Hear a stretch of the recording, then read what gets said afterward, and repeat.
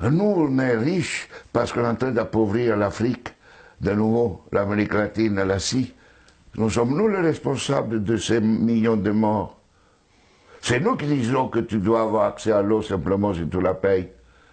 Que je t'amènerai l'eau si je suis rentable. En Afrique, c'est nous, c'est pas eux. Eux, ils étaient capables de le faire en communauté.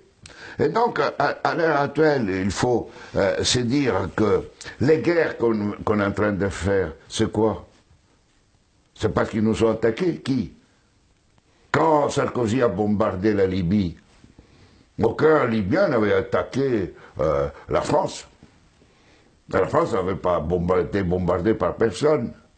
Et nous, quand les Américains ont bombardé Bagdad ou l'Irak, parce que c'était l'ennemi du mal,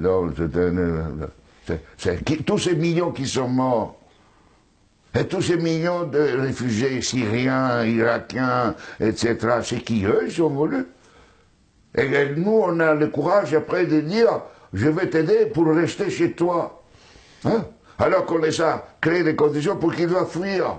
Et nous, on va dire hypocritement à cette Europe qui hypocritement donne 6 milliards à la Turquie, 2 milliards aux Libyens pour pouvoir tenir les gens qui viennent d'Afrique, où on est en train d'alimenter, nous, les guerres.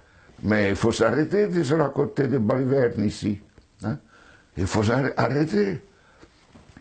La guerre ne se fait plus parce qu'on tue l'ennemi.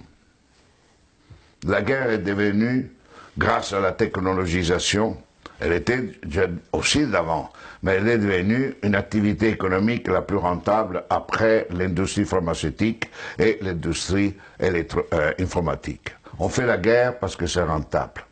Et malheureusement, si nous ne changeons pas nos dirigeants, et nous-mêmes, hein, dans le sens, pas individuellement, mais les systèmes de valeurs fondamentaux, la sécurité nationale qui explique la guerre, la souveraineté nationale, l'appropriation privée du vivant, etc. Tout ça, on fera la guerre.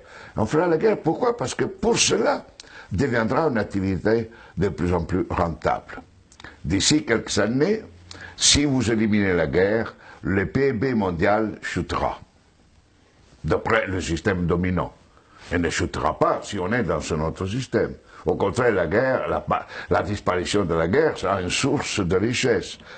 Mais c'est pour cela que les dominants à l'heure actuelle ne veulent pas réduire les armements, ne veulent pas réduire les occasions de guerre. Parce qu'imaginez-vous la France sans la guerre. Que serait comme économie? Imaginez-vous les États-Unis sans guerre, deviendraient des pauvres. Des économies pauvres.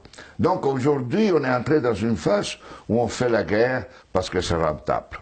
Et vous n'aurez aucun dirigeant actuel du monde qui arrêtera la guerre, parce qu'il sera crucifié, parce qu'il sera lapidé, parce qu'il va contre la logique. La guerre fait augmenter le PIB mondial. La guerre permet la croissance économique. Et on suppose que si on fait la guerre, on augmente la création d'emplois chez nous, non?